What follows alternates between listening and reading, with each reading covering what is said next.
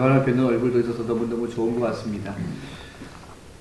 이번 서울 양화진에 가보신 적이 있으십니까? 양화진에 가면 선교사님들의 묘가 있는데요.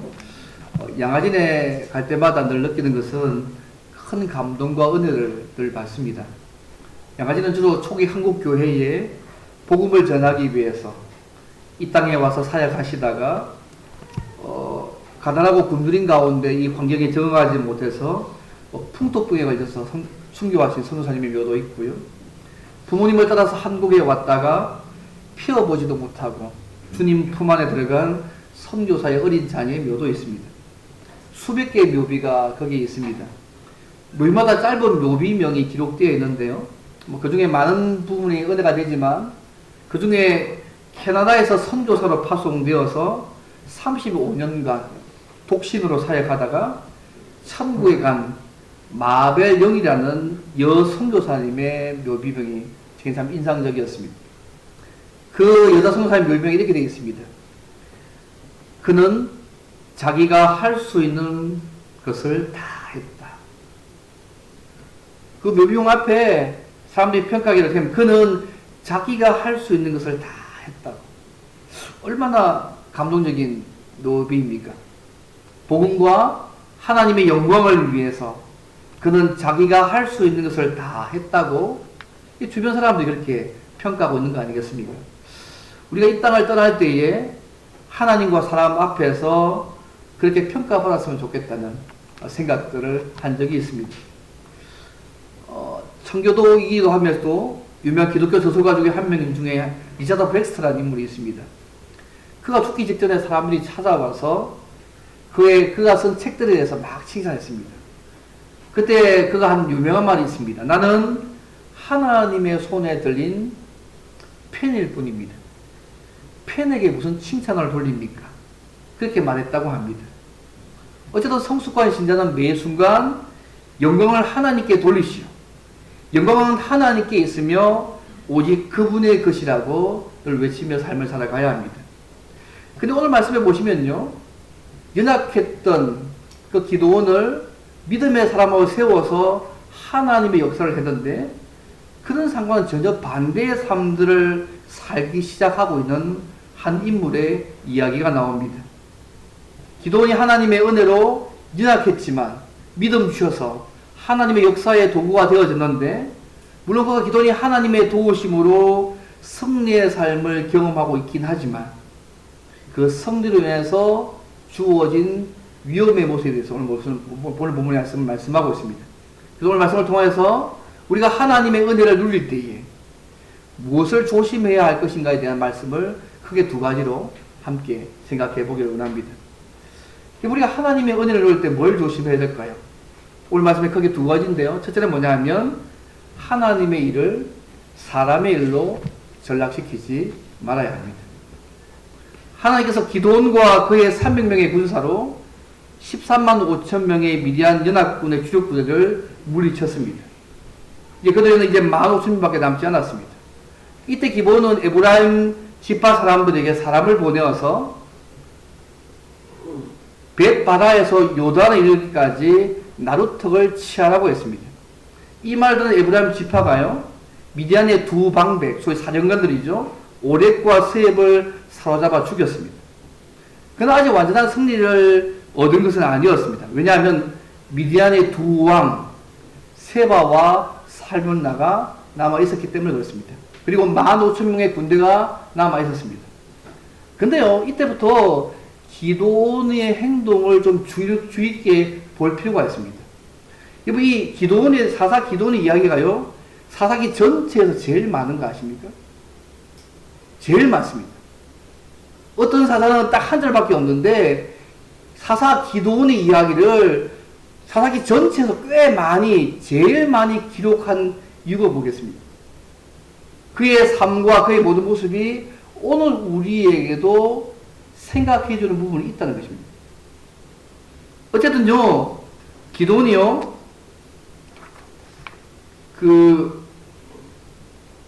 미디안에 남은 군대 15,000명을 하기 위해서 요단강을 건너서 기드온과 그의 300명이 이제 뒤쫓고 있었습니다. 여러분, 미디안에 남은 자가 결국 적은 숫자가 아니지 않습니까? 기돈과 그의 숫자가 300명이고요. 아직 그 남은 숫자가 15,000명입니다. 그래서 아직 많은 숫자입니다. 하지만 이들은 이제 용사가 되어서 그들을 뒤쫓고 있습니다. 근데 그들도 육체를 가진 피곤한 사람들이어서 잦은 행군으로 피곤했습니다. 4절 말씀이죠. 그래서 그를 따르는 군사들이 너무너무 피곤해서 먹을 것을 요구합니다. 오늘 보시면 숲곳의 방백과 하고, 예, 그 다음 그 문을 지파 속에 이걸 요구합니다. 이 지파는 갓 지파 속에 있는 작은 그 지파의 작은 부 사람들입니다. 근데 아직 세바와 살몬나가 잡히지 않았기 때문에 기돈 군대보다 훨씬 더 많은 숫자잖아요. 기돈과 그의 숫자는 300명. 남아있는 숫자는 15,000명입니다. 아직 그들은요, 하나님께서 기돈에게 이 미디안을 완전히 붙이셨다는 사실을 믿지 못했습니다. 그래서 괜히 이를 도왔다가 나중에 그들이 돌아와서 자기들을 보복할 것에 두려움이 있었습니다. 그래서 그들이요, 양식을 주지 않습니다. 또 보낼 그쪽에 또 양식을 주지 않습니다. 어쨌든 미디안에 남은 군대 15,000명을 기돈의 군대 300명이 추격해서 싸움의 상에 옵니다. 그런데요, 하나님께서 기돈과 300명의 군대가요, 이들을 완전히 물리치고 미디안의 왕 세바와 살문나를 사로잡고 그 진영을 격파했습니다. 오늘 보면 10절과 12절에 나옵니다. 그리고 돌아와서 기돈과 그를 따르던 300명을 도와주지 않았던, 조롱했던 숲곳의 방백들과 장로를 77명을 징벌하고 문을 망들을 헐어버리고 사람들을 죽여버립니다. 동족을 죽여버립니다. 근데요, 그 다음이 중요합니다. 기돈이요, 완전한 승리를 얻고 난 이후에요, 개인적인 감정으로 세바와 살문나를 죽이는 대목들을 오늘 본문에서 볼 수 있습니다. 세바와 살문나를 신문하면서요, 처형하는 내용 가운데 기돈이 이 전투를 왜 하고 있는지, 그가 이 전투 속에 그의 마음이 어떠한지를 엿볼 수 있습니다. 기돈이 묻습니다. 다볼에서 죽인 사람이 어떤 사람인지를 질문합니다. 근데 거기서 죽은 사람이요, 바로 기돈의 형제들이라고 오늘 본문이 말씀하고 있습니다. 그리고 19절 말씀 보십시오. 만일 그들을 살렸다면 나도 너희를 죽이지 아니했을 것이라고 이상한 말을 합니다.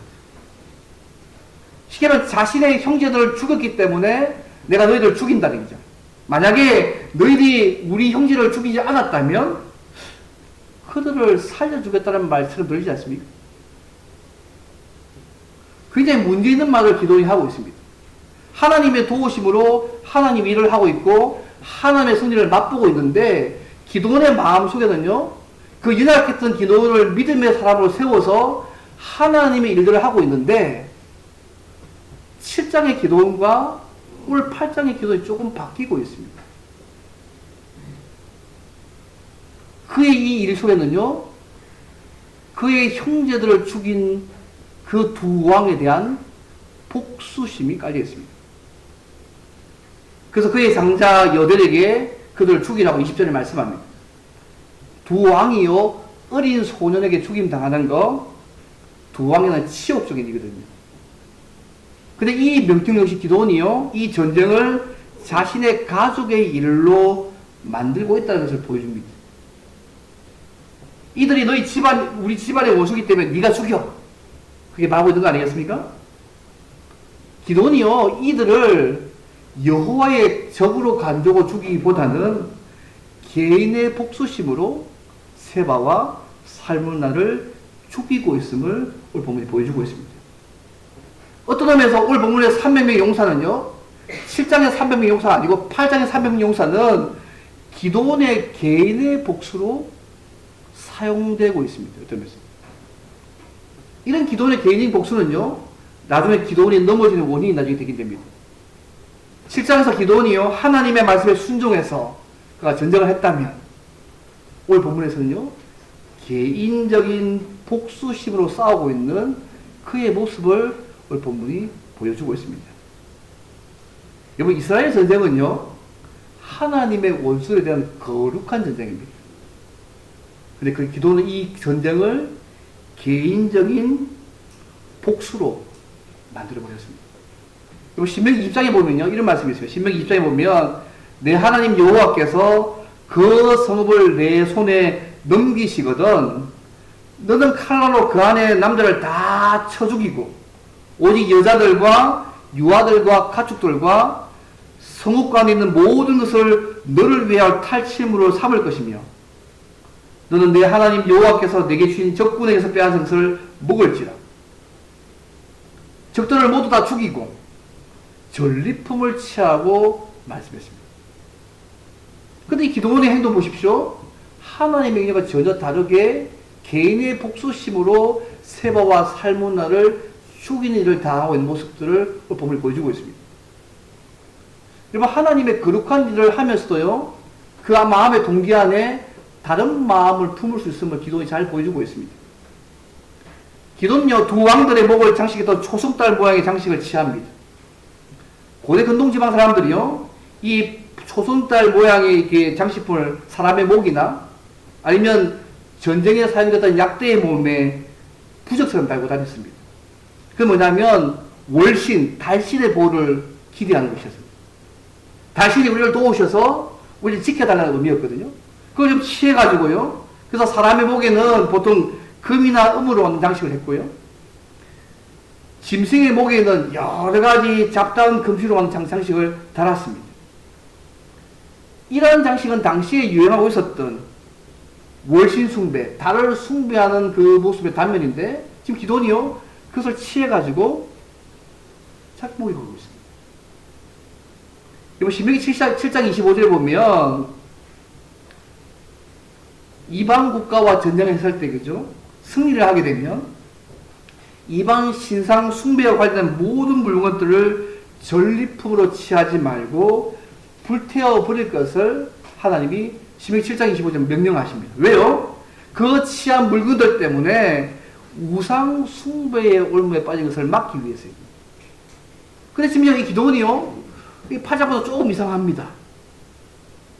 그 왕을 죽이고 왕의 목에 걸려있던 그 초승달 장식을 자기가 취합니다. 하나님의 명령을 그가 스스로 어기고 있습니다. 기도는 그것을 불태우지 않고 자기가 가졌습니다. 이런 행위는 후에요, 이스라엘이 다시 우상 숭배에 빠지는 올무가 되고 마는 한 요인이기도 합니다. 제가 예전에 이런 말씀 드렸잖아요. 미국 가면 로버트 슐러 목사의 LA 가보면 수정교회 크리스탈 건물이 있습니다. 근데 이 건물이요, 천주교회 경매로 넘어갔거든요. 아마 제가 말씀 한번 드린 적이 있을 겁니다. 제 일을 왜 또 하냐면요, 근데 이 일이 근본적으로 생긴 이유가 뭐냐면, 로버트 슐러 목사가요, 자신의 아들에게 목회자 자리를 넘겨주면서 주었는데, 그 다음에 부자지간에 갈등이 심해져 가지고요, 교인도 떨어지고 교회 재정도 약해지고 결국 예배당 건물이 경매로 넘어간 이유입니다. 핵심은요, 하나님의 일을 그분의 뜻이 아니라 인간은 개인적 일로 전락했을 때 주어졌던 사건 중에 하나입니다.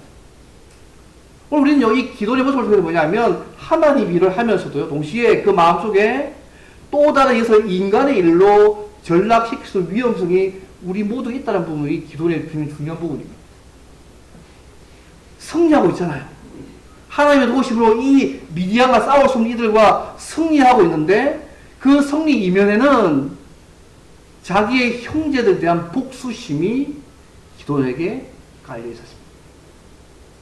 사랑하는 여러분, 하나님이 우리에게 은혜를 주신 모든 것들, 그것이 오히려 하나님의 은혜를 잊어버리는 일이 되지 않도록 늘 조심해야 합니다. 그것이 무엇이든지 간에 기도원처럼 하나님 주신 은혜를, 그 성리를 잊어버리고 그 은혜를 개인적인 일로 자기 형제들에 대한 복수로 전락시키지 않기를 바랍니다. 때로는요, 실패보다 성공적인 삶이 우리에게 영적으로 더 위험할 수도 있습니다. 기도원의 경우가 그렇습니다. 기도원은 하나님의 은혜로 승리를 누리고 있지만 하나님의 일인 것처럼 가장하지만 어떤 면에서 그 중심에는 자신의 형제들에 대한 복수심이 깔려 있었습니다. 우리의 삶이 이렇게 되지 않게 해서는 우리가 매 순간요 하나님께 시선을 맞추어야 합니다. 그분의 말씀을 따라서 잘 걸어가도록 예를 써야 하고요. 날마다 성령 하나님께 의지해서 영적으로 민감하게 살아가실 필요가 있습니다. 오늘 이 기도 역사에 보여준 것이 이부의 한 측면입니다. 그분의 말씀을 기억하고 순종할 때에 하나님의 은혜와 축복을 누려갈 수 있습니다. 하지만 그것이 나의 삶에 약해질 때에 그것은 하나님과 다른 그 하나님의 일을 주신 은혜를 잊어버리고 개인적인 일로 전락시켜서 그 은혜가 감추어지게 만드는 실수를 범할 수 있는 위험이 있다는 사실을 기억하시면 좋겠습니다. 그래서 우리가 실패했을 때와 동시에 우리가 성공할 때 이 양쪽의 부분들을 우리가 늘 조심있게 생각할 필요가 있습니다. 여러분, 아구리 기도하시지 않습니까? 물질에 대한 부분도 그죠? 나를 너무 부하게 하지 마십시오. 왜? 하나님 잊어버려서 교만할까 싶었어. 나를 너무 가난하게 하지 마십시오. 왜? 너무 물질이 없어서 내가 하나님 원망할까 싶었어. 하나님을 잘 섬길 수 있을 만큼의 물질만 나에게 주십시오. 물질의 많고 적음의 초점이 아니고요. 하나님을 잘 섬길 수 있는 것이 초점이었습니다. 오늘 본문의 기도는요. 그의 승리가 하나님이 함께 하시는 그 은혜의 그 승리가 기도 은혜겠나. 개인적인 일로 넘어지는 또 다른 도구가 되고 있음을 기억하실 필요가 있습니다. 이 첫 번째 모습입니다. 또 우리가 승리의 삶 속에서 넘어지는 다른 위험이 뭘까요? 두 번째는요. 하나님의 영광을 가로채지 말아야 합니다. 하나님께만 영광을 돌려야 합니다. 기돈이요. 미디안의 왕 세바와 살문을 죽이고 난 이후에요. 백성들이 기돈에 옵니다. 와서 기돈과 그의 아들이 사사가 아닌 왕으로서 자신들을 다스려달라고 요청합니다. 22절 말씀 보십시오. 당신은 우리를 미디안의 손에서 구원하셨으니 당신이 하나님이 아니고 당신이 기도원 당신이 우리를 미디안의 손에서 구원하셨으니 당신과 당신의 아들과 당신의 손자가 우리를 다스리소서 말하고 있습니다. 여러분 기억나세요? 왜 하나님께서 기도원과 그의 300명을 남기셨습니까? 싸움할 때에 이 싸움이 너희 힘으로 한 것이 아니라 철저하게 하나님께서 너희를 구원하셨음을 너희를 하여금 깨닫게 하기 위해서 그렇게 하셨잖아요. 근데 그렇게 싸움했는데요. 이걸 본 백성들이 어떻게 생각하냐면 이 싸움은 하나님이 도와서 싸움이 아니고 기도원이 우리를 미디안의 손에서 구원하신 일로 그들이 보고요. 우리의 왕이 되어달라고 요청하고 있다는 사실입니다. 여러분 이스라엘 백성들이요. 7년 동안 미디안의 지배를 받았습니다. 아마 자신도 왕이 필요하다는 것을 어느 정도 필요했는지 모르겠습니다. 주변의 나라를 보게 되면, 그죠? 또 왕들이 다 세습하잖아요. 고대의 왕들이 다 세습하거든요. 그것처럼 보아서, 우리도 그러면 좋겠다고 생각하는지 모르겠습니다. 여러분, 이스라엘 백성의 이 제안을 보실 때, 그죠? 그들을 미디안 손에서 구원한 것이 하나님이 아니고 기도온이라고 그들은 생각하고 있는 것입니다. 여전히 왕이신 하나님이 계시는데 그 왕이신 하나님이 그들의 삶 속에서 보이지 않는 것입니다. 사사기 그런 특징이 아닙니까? 그때 이스라엘 왕이 없으므로 사람이 각기 자기 소견에 좋은 대로 행했다는 사사기의 모습이 기도원의 모습들 가운데 속에서 조금씩 백성 모습 가운데 보여주고 있습니다.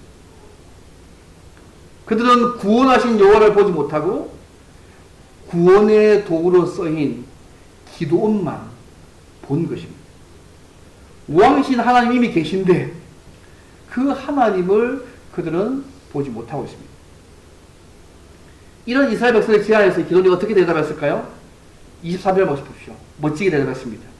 이 죄에 대해서 단호하게 거절했습니다. 내가 너희를 다스리지 아니하겠고 나의 아들도 너희를 다스리지 아니할 것이요 여호와께서 너희를 다스리시라고 이야기합니다. 말은 너무 멋지지 않습니까? 확실한 신앙 고백했습니다. 하나님이 너희를 다스릴 것이다.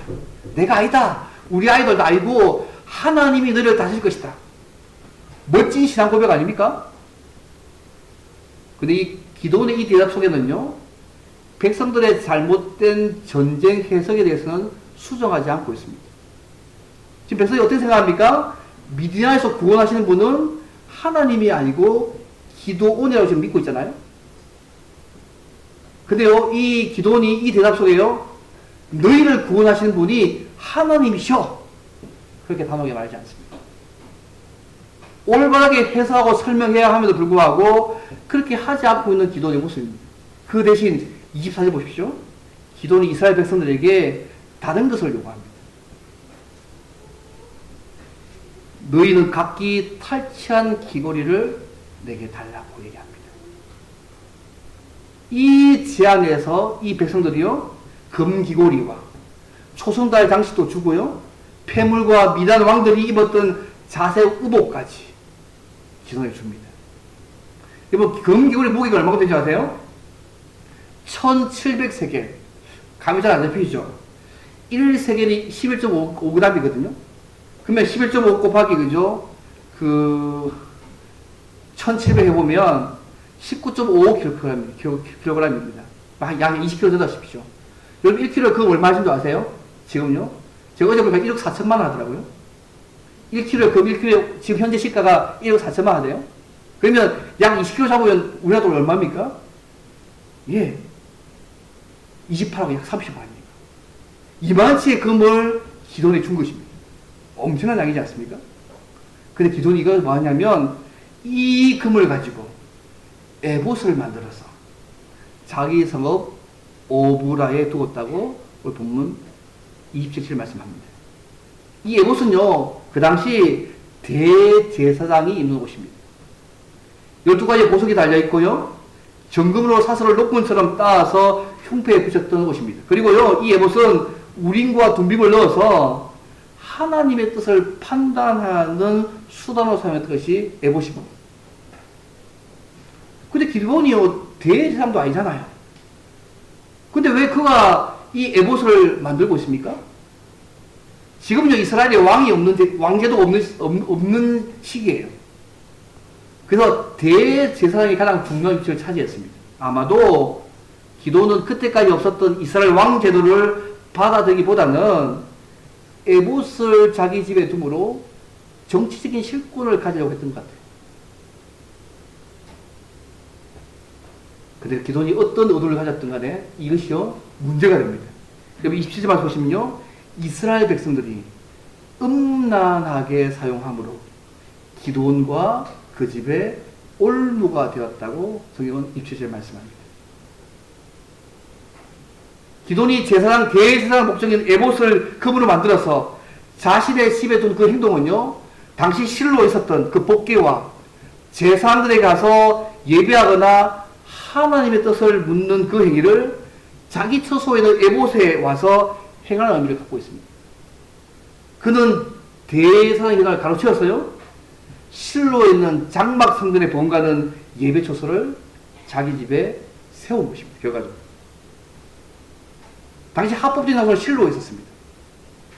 근데 기도니요, 오브라의 북쪽 지파를 위한 불법 결과 성소를 지어서 백성들의 종교생활의 중심지로 만들고 있는 것입니다. 그의 동기가 어떻든 간에 그의 이 행동 때문에요, 이스라엘 백성이 음란하게 위하게입니다. 이것을 수단에서 우상화하는 것이죠. 이것을 우상하게 만들어서 이스라엘 백성들이 하나님 앞에 영적으로 타락하도록 만든 올무가 기도원과 그의 집이 통로가 된 것이죠. 이것이 기도원의 집에 큰 파장을 일으켰습니다. 하나님께서 이스라엘 백성을 이방신에서 구해내시고 우상 숭배를 척결하라고 부르신 그 뜻을 저버리고 오히려 기도원 자신이 앞장서서 혼합주의적인 신앙으로 가는 짚금다리를 스스로 놓은 것입니다. 이런 잘못을 지적하고 난 이후에 40년 동안 기도원이 살아있는 동안에 그 땅이 평온했다고 오늘 본문이 말씀하고 있습니다. 그리고 기도원이 그 뒤에 보시면요, 아들을 많이 둡니다. 그래서 70명의 아들을 낳았습니다. 3절 말씀 보십시오. 첩도 뒀는데요, 첩 아들 중에 이름 하나가 아비멜렉입니다. 그 이름의 뜻이 뭐냐면요, 나의 아버지는 왕이라는 뜻입니다. 아들을 이름을 지었는데 이름이 나의 아버지는 왕이다. 무슨 말이에요? 말로는 자기가 왕을 거절하고 있지만 실제로는 제왕처럼 행동하고 있는 기도의 모습들을 보고 있습니다. 어쨌든 그의 모습은요, 사람마다 자기 소견에 옳은 대로 행하는, 그때 이스라엘 왕이 없었기 때문에 행했던 사사시대의 모습을 전형적으로 다시 보여주고 있습니다. 기도는 하나님께 영광을 돌리지 아니하므로 그 자손들에서 엄청난 대가를 치릅니다. 이후 보시면요, 이후 기록 보시면 기도니 에봇을 만들어서 음란하게 행하게 만든 일, 제왕처럼 수많은 아내를 거느리고 첩을 통해 아들을 낳은 행동 때문에요, 기도니 죽고 난 이후에 이스라엘 백성이 다시 바알들을 음란하게 위하고 그들을 구하신 하나님을 잊어버리고 다시 바알을 신으로 섬기게 만드는 교회를 만들어냅니다. 사실 우리 한국교회는요, 어떤 의미에서 가난과 질병과 박해 속에서 시작된 한국교회가 아니었습니다. 그런데 이제 교회가 지금 부유하게 됐습니다. 그러니까 하나님의 영광이 아니라 사람의 영광을 따르는 어리석음들이 우리의 삶 곳곳에서 보여지고 있습니다. 물론 지금도 이름 없이 빛도 없이 헌신하고 수고한 분이 많이 있어서 사실이긴 하지만 또 한쪽 곳에는 또 다른 것 같아요. 어떤 목회자들은요, 병이 들어 죽게 된 자신을 하나님 앞에서 치유해 주시면 내가 일평생 주님을 위해서 살겠다, 헌신하고 작정하고 목회를 시작했는데 하나님께서 큰 복을 주시니까 하나님의 영광은 사라지고 자신의 업적만 남는 경우가 종종 보이지 않습니까? 수십억, 수백억, 심지어 수천억대 교회 건물은 기본이고요, 부의 세습과 기업 운영까지 하나님의 영광을 나타내는 교회가요, 장사치가 되고 마는 한 장면도 있습니다. 그런데 교회가요, 세상 사람들의 손가락질을 받는 곳이 되고 있는 것도 있습니다. 여러분, 사탄은요, 항상요, 성도가 은혜를 받고 난 뒤에 우리를 공격할 때가 많습니다. 은혜 받고 난 후에 방심하는 거 항상 무리입니다. 그래서 이런 말 있잖아요. 복을 받은 후 은혜를 체험하고 난 후에 주는 사탄의 유혹에 주의해라. 그래서 이런 말이 있습니다. 사탄은 항상 은혜의 뒷자리를 노립니다. 사탄은 항상 은혜의 뒷자리를 노립니다. 우리의 실패뿐만 아니라 항상 은혜의 뒷자리를 항상 노린다는 말이 실제로 있습니다. 양쪽 다 우리를 넘어지게 만드는 부분들이죠. 제가 좋아하는 인물 중에 짐 멜리엇, 에카도 인도인들에게 복음을 순교했던 인물이잖아요. 그가 20살 때 기도했던 내용이 이 내용입니다. 제가 말씀드렸던 것 같은데요. 주님, 성공하게 하소서. 높은 자리에 오른다는 뜻이 아니라 제 삶이 하나님을 아는 가치를 드러내는 전시품이 되게 하십시오. 자기의 삶의 부가 하나님을 아는 것이었고 그 일은 순종이었습니다. 그래서 그분을 알고자 그분이 걸어간 길을 걸어간 것이죠. 그가 좀 유명한 말 있지 않습니까? 영원한 것을 얻고자 영원할 수 없는 것을 버리는 자는 바보가 아니라. 영원한 것을 얻고자 영원할 수 없는 것을 버리는 자, 바보의 삶이 아니고 진짜 제대로 삶을 살고 있는 것이라고 이야기하는 것입니다. 그러나 하나님을 알고자 하나님과 같은 길을 걸으며 결국 순교자의 삶을 살아갔습니다. 이거 사도 바울이 고백하세요. 고린도서 15장 10절에 이렇게 하잖아요. 그러나 내가 나 된 것은 하나님의 은혜로 된 것이니 내게 주신 그의 은혜가 헛되지 아니하여 내가 모든 사도보다 더 많이 수고하였으니 내가 한 것이 아니요 오직 나와 함께 하신 하나님의 은혜라고 고백합니다. 이번 바울이 주님을 만나고 와서 누구보다도 복음을 위해서 헌신하고 수고하고 어떤 의미에서 성공적인 사역을 했지 않습니까? 근데 이 모든 것이 자신 때문이 아니고 하나님이 주신 은혜로 그냥 사명을 감당했을 뿐이라고 고백하는 말입니다. 저는 우리 인생의 마지막에 우리 인생 전체를 다 돌아보면서 그렇게 고백할 수 있으면 좋겠습니다. 내가 주를 위해서 예수 믿고 나서 헌신하고 수고 많은 했지만 이 모든 것이 하나님의 은혜로만 된 것이라고. 당신께만 영광을 돌린다. 그 고백 아닙니까? 사랑하는 성도 여러분, 기도원의 예서를 통해서 우리가 알 수 있는 것은 우리가 하나님의 은혜와 축복 속에 살기 위해서는 늘 그분의 말씀을 기억하고 순종해야 한다는 것입니다. 동시에 하나님의 거룩한 역사, 은혜를 우리가 삶 속에 경험했다면 하나님께 드려야 될 영광을 가로채지 말고 하나님께 마땅한 영광을 돌려야 한다는 것입니다.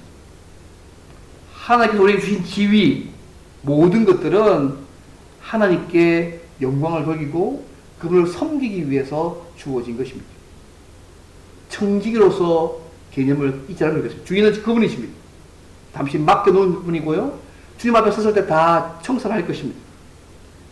그래서 무엇이든지 살아계신 왕이신 하나님과의 교제를 가로막고 그분만을 사랑하는 것을 방해하고 그분의 은혜만을 기억하지 못하게 만든 무엇이 있다면 그래서요, 그것이 아무리 좋게 여겨져도 하나님 앞에 올무가 될 수 있다는 사실을 잊지 않으시면 좋겠습니다.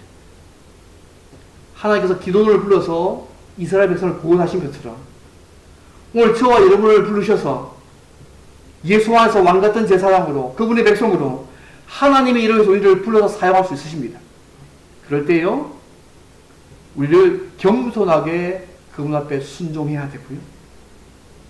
하나님께서 기도원에게 승리 주듯이 우리에게 하나님께서 은혜를 베푸시고 많은 역사를 이루어 가신다면 하나님의 영광을 가르치지 말고 마땅히 하나님께 영광을 돌린 자들이 되어야 할 것입니다.